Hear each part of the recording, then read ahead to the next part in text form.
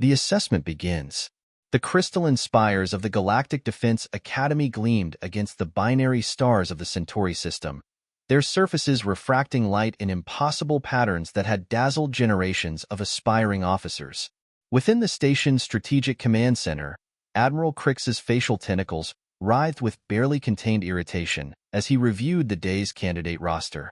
"Humans," he muttered, the word leaving a bitter taste in his primary speech gland. "Command sends us humans for the Fortress Delta evaluation." Lieutenant Zyra, his arthropodian assistant, clicked her mandibles thoughtfully.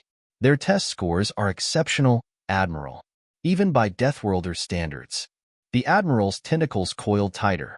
"Test scores don't capture the chaos they bring, Lieutenant. You weren't here for the incident with their last batch. That cadet who reprogrammed our combat drones to dance what they called a conga line through the station. To be fair, sir, it did demonstrate an unprecedented mastery of our cyber warfare systems." Before Crix could respond, the chamber's doors parted with a soft hiss. 3 humans entered, their movements confident despite the higher-than-Earth gravity the Academy maintained as standard. The first, Jessica Reeves, stood tall and lean, her dark skin contrasting with the stark white of her cadet uniform. Behind her came Nikolai Volkov, broad-shouldered and carrying himself with the measured grace of someone used to moving in powered armor. Last was Kai Patel, smaller than the others but with eyes that seemed to catalog every detail of the room in seconds. "Cadets reporting as ordered, sir," Reeves announced, all 3 snapping to attention. Crix rose from his command pod, floating gracefully to the floor on his gravity manipulators. "At ease. You know why you're here." "Fortress Delta simulation, sir," Volkov replied, his accent carrying traces of his Russian heritage. "The unbeatable scenario." "Unbeatable for a century," Crix corrected, his tentacles rippling with pride. 12,842 attempts. 0 successes. The perfect test of proper military doctrine and disciplined thinking. Patel raised an eyebrow. "Unchanged in all that time, sir?" "Perfection requires no modification, cadet. The simulation represents every known principle of defensive warfare crafted by the finest military minds in the galaxy." Crix activated the central hologram, revealing a massive fortress floating in space. "Your objective is simple. Defend this installation against a predetermined assault force for 8 standard hours. Using only approved tactics and strategies," Zyra added, her mandibles clicking through the standard briefing. "Any deviation from established doctrine will result in immediate failure." The 3 humans exchanged glances that made Crix's chromatophores pulse with anxiety. He'd seen that look before, right before the conga line incident. "The simulation begins in 1 hour," he continued. "You'll be joined by an elite team of cadets from across the galaxy. I expect you to demonstrate proper respect for our traditions and methods." "Of course, sir," Reeves replied, her tone perfectly respectful. "Too perfect. We wouldn't dream of doing anything unconventional." As the humans left to prepare, Lieutenant Zyra turned to her superior. "Sir, should we activate the enhanced safety protocols? The ones installed after the quantum torpedo juggling incident?" Crix's tentacles twisted into what passed for a smile among his species. "No, Lieutenant. Let them try. This simulation has humbled the finest minds in the galaxy. 3 humans, no matter how creative, cannot possibly." He paused, suddenly remembering the last time he'd underestimated human creativity. "On second thought, activate every safety protocol we have, and get me a direct line to the station's engineering department. I have a feeling we're going to need them." In the corridor outside, the 3 humans walked in silence until they were well out of earshot.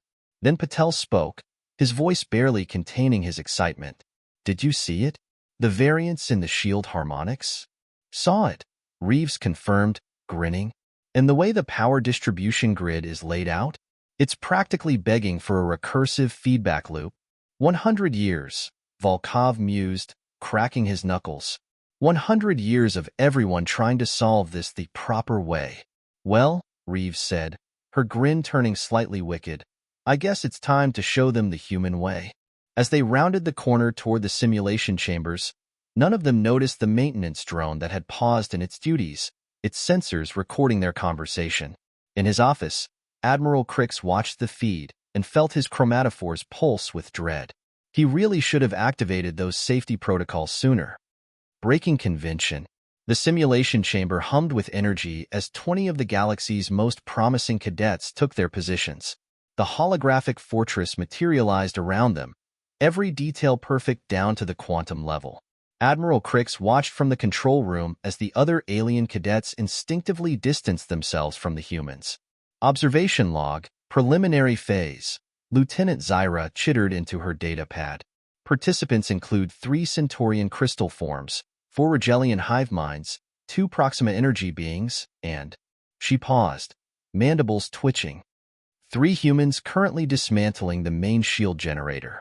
They're what? Crix's tentacles went rigid. Stop them immediately. Sir, one of the Centaurian cadets called over the comm, their crystalline form vibrating with distress. The humans are violating Protocol 793 regarding equipment modification. Down in the fortress, Jessica Reeves was elbow-deep in the shield generator's quantum core, while Volkov had somehow acquired a toolbox that definitely wasn't part of the standard simulation parameters. Patel sat cross-legged on the floor, surrounded by holographic displays showing the fortress's power grid. Actually, Patel called out, not looking up from his calculations, Protocol 793 specifically prohibits unauthorized modifications.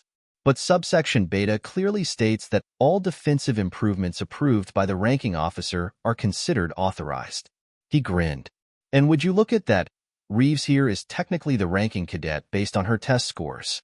He's right, Zyra confirmed. Reviewing the regulations, there's no specific prohibition against physically rebuilding the defensive systems, as long as the ranking officer approves. Because no one in a century ever thought to try it. Crix's chromatophores flashed through 17 shades of frustration. The simulation's attack force appeared on schedule, a perfect flotilla of ships following textbook assault patterns. But by then, the humans had already turned the fortress's defensive layout into something that made Crix's tentacles curl in horror. What are they doing with the secondary reactor? One of the Rigelian hive minds asked, all 4 of their bodies leaning in to watch Volkov's work. Creating a modulated feedback loop through the shield harmonics, Reeves explained, her hands moving with practiced precision. Standard shields stop incoming fire, but if you reverse the polarity and sync it with the reactor's pulse, you can reflect enemy fire back at them with amplified force, the Rigelian finished, their collective consciousness grasping the concept. That's brilliant, and completely insane. Insane is our specialty, Volkov grinned, connecting another set of power conduits. Hey Kai, how's that targeting algorithm coming? Patel's fingers danced over his displays. Almost done. Had to rewrite it from scratch. Their targeting systems are way too rigid. No flexibility, no adaptation. But if we layer in some chaos theory... His eyes lit up. Got it. Reeves, try it now. The fortress's weapons suddenly moved in unpredictable patterns, laying down covering fire that somehow anticipated the attack force's movements despite their supposedly perfect tactical approach. Ships programmed to expect standard defensive patterns found their textbook maneuvers working against them. This is unprecedented, Zyra observed, her scientific curiosity overriding her concern for regulations. They're not just defending differently, they're forcing the attack algorithms to adapt to patterns they were never programmed to recognize. It's worse than that, Crix muttered, watching as more alien cadets began to grasp the humans' methods. The Proxima energy beings had joined Patel at his displays, their luminescent forms pulsing with excitement as they suggested improvements to his algorithms. The Rigelians were working with Volkov, their multiple bodies allowing them to modify defense systems across the fortress simultaneously. Even the traditionally rigid Centaurians had become fascinated by Reeves's shield modifications, their crystalline forms resonating in harmony with the new energy patterns she was creating. Sir, Zyra reported, her mandibles clicking rapidly, they've survived the first wave. That's already longer than 82% of previous attempts. Using methods that violate every principle of proper military doctrine. No, sir, she corrected gently. Using methods that expand our understanding of what doctrine can be. Down in the fortress, human and alien cadets worked together with growing enthusiasm. The next attack wave approached, only to face defenses that had evolved beyond anything their century-old programming could comprehend. "Hey, Admiral," Reeves called out, her voice carrying a hint of challenge. "Still think we're just chaos-bringing Deathworlders?" Before Crix could respond, alarms blared throughout the simulation chamber. The attack force had launched its first major assault, expecting to overwhelm the fortress's conventional defenses. Instead, they encountered something new, something that blended human ingenuity with alien precision, Deathworlder adaptability with galactic technical expertise. The Admiral watched in stunned silence as his perfect, unbeatable simulation began to crumble before the power of cross-species cooperation and unconventional thinking. And somewhere in the back of his mind, a small voice whispered that perhaps, just perhaps, it was time for military doctrine to evolve. "Lieutenant," he said finally, his tentacles slowly relaxing, "make a note in the official record. It seems we may need to update our training protocols after all." "Already done, sir," Zyra replied, her mandibles forming what passed for a smile among her species. "Though I suspect these humans are just getting started." She was right. In the fortress below, the revolution in galactic military thinking was only beginning to unfold. Chaos and method. 3 hours into the simulation, Admiral Crix's control room had become a circus of holographic displays, frantic analysts, and increasingly baffled military theorists pulled in from across the academy. The fortress, once a model of conventional military design, now pulsed with innovations that defied a century of tactical doctrine. "Look at this energy signature," Professor Ilrix, the Academy's leading expert on defensive theory, gestured at a readout with 3 of his tentacles while using another to nervously adjust his gravity stabilizer. "They've somehow created a cascading resonance effect through the entire shield network. The shields aren't just defending anymore," Lieutenant Zyra observed, her compound eyes rapidly processing multiple data streams. "They're learning, adapting, almost evolving."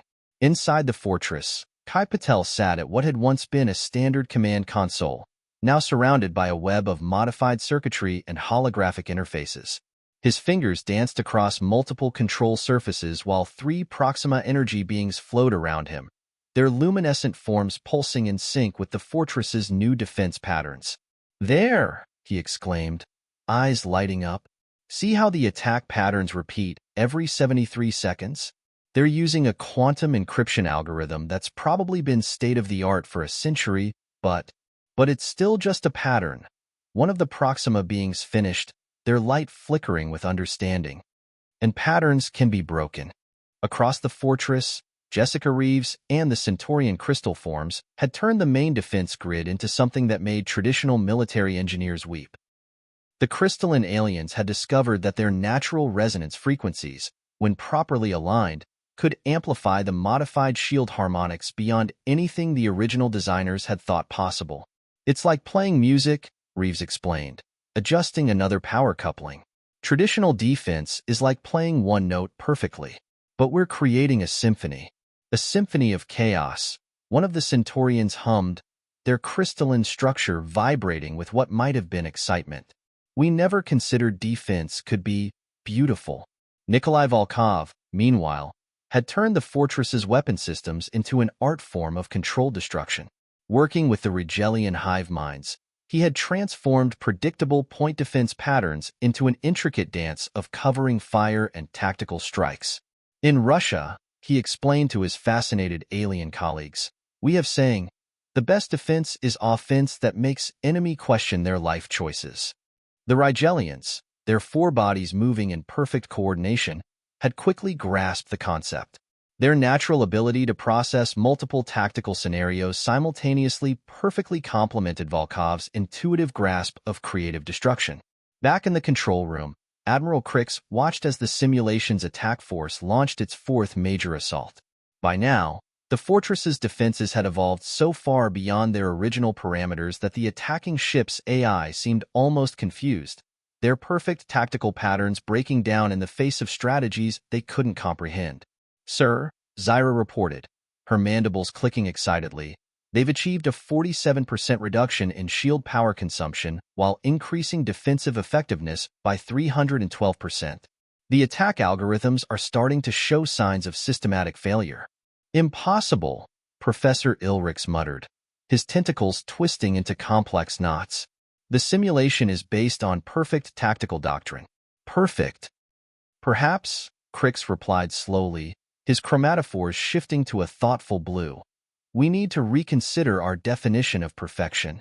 A massive explosion rocked the simulation as one of the attacking dreadnoughts, caught in a web of redirected energy fields and unpredictable weapon fire, suffered a catastrophic reactor breach.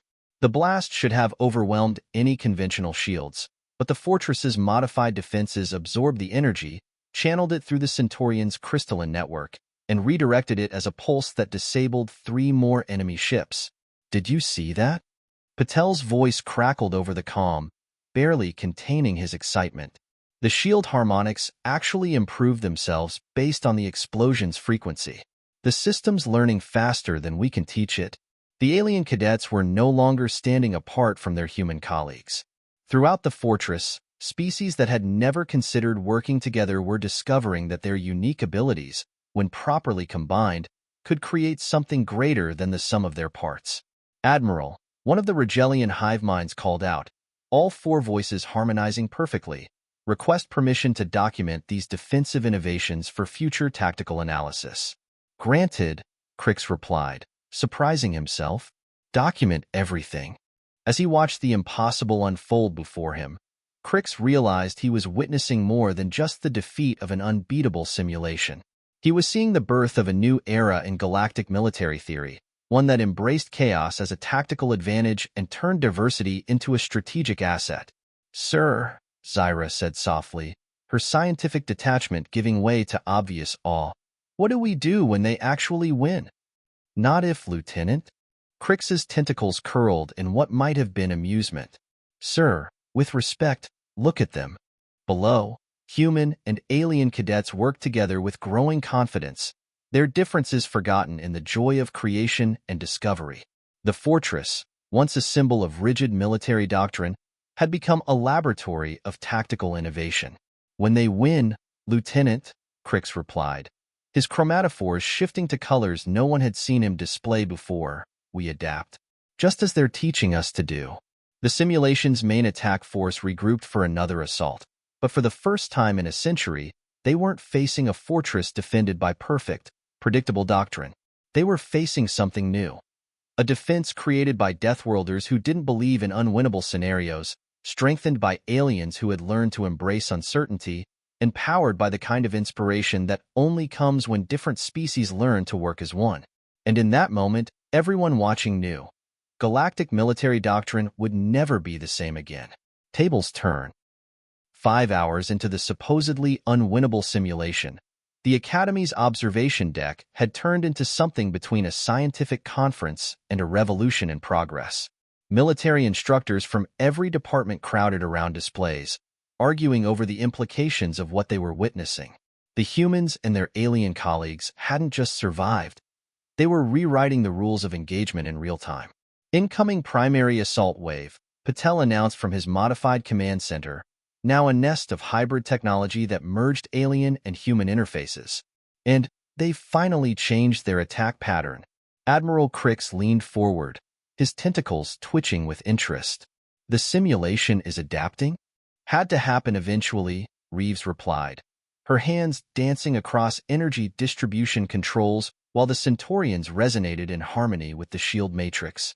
Even a century-old program learns when you beat it over the head enough times.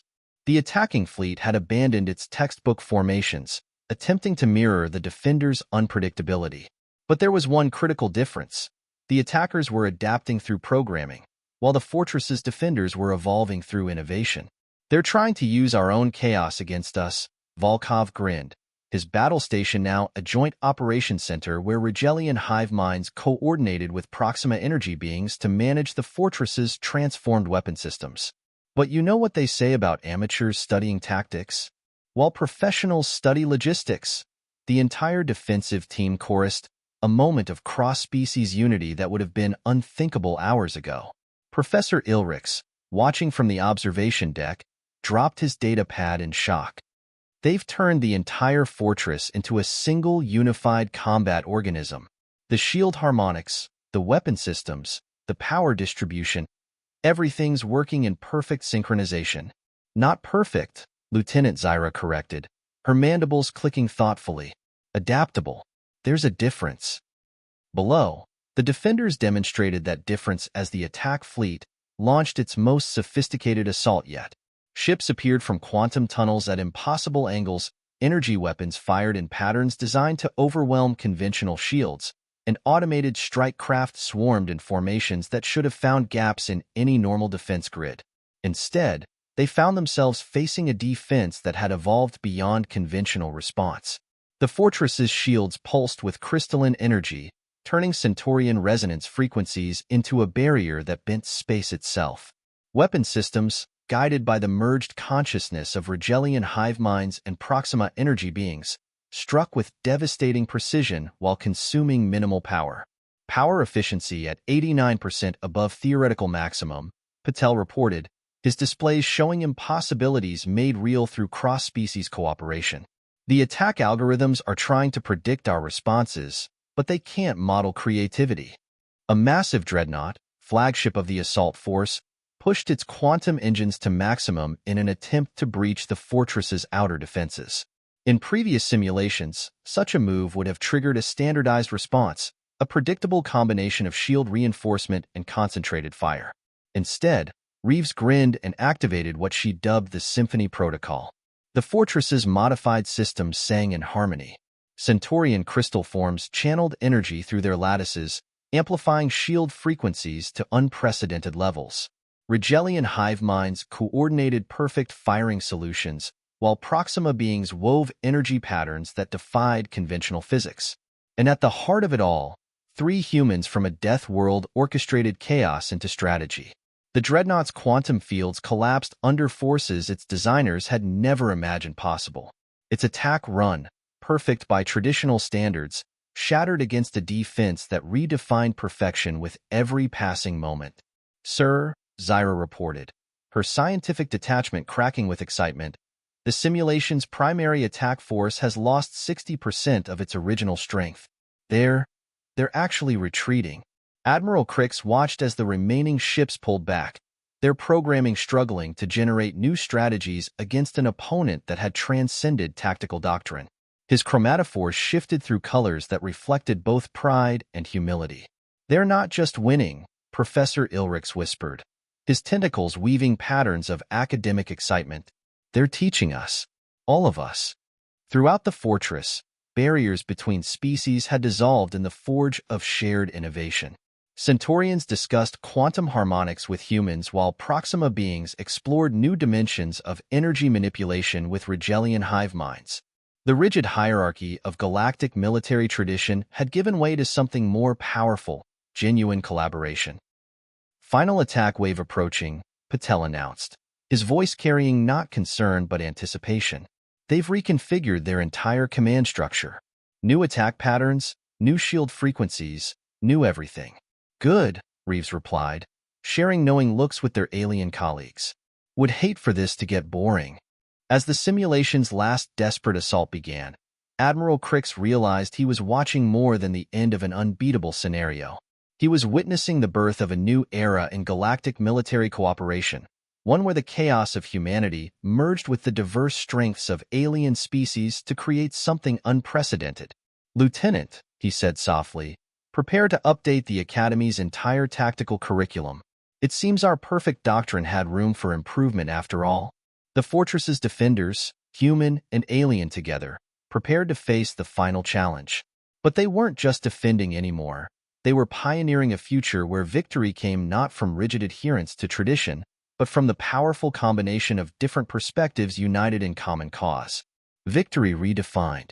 7 hours and 48 minutes into the simulation, Admiral Crix stood motionless in the observation deck, his tentacles completely still, a rare sight for his species. The final battle wasn't just ending. It was transforming into something that would reshape galactic military doctrine forever. Simulation completion in 12 minutes, Lieutenant Zyra announced, her mandibles clicking rapidly as she processed the data streams. "They're not just going to survive the 8 hours, sir. They're going to end it on their terms." The attack force's final desperate gambit had backfired spectacularly. Attempting to match the defenders' creativity, the century-old algorithms had pushed their programming to its limits, only to discover that true innovation couldn't be replicated. It had to be lived. Inside the fortress, Kai Patel's command center had evolved into what he called a tactical symphony hall. Holographic displays merged with Proxima energy patterns, while Rigelian hive mind networks processed data in ways that made quantum computers look primitive. "They're attempting a temporal pincer movement," Patel announced, his fingers dancing across interfaces that hadn't existed hours ago, "trying to attack us from multiple time frames simultaneously."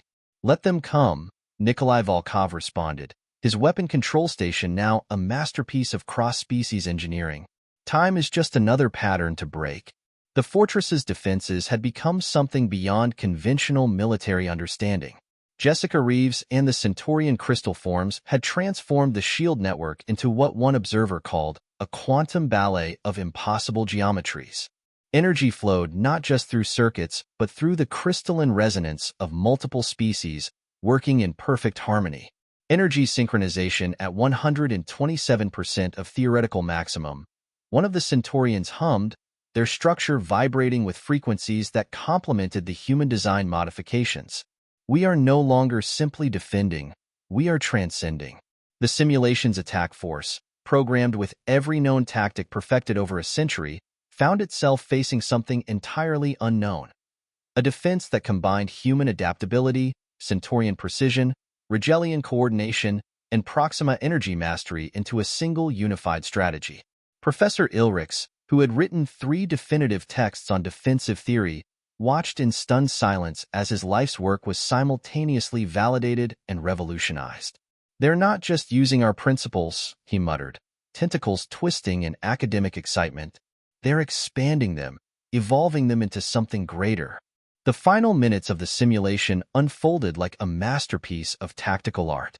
When the attack force attempted to exploit what they calculated as shield vulnerabilities, they found living crystalline matrices that adapted faster than their targeting computers could process.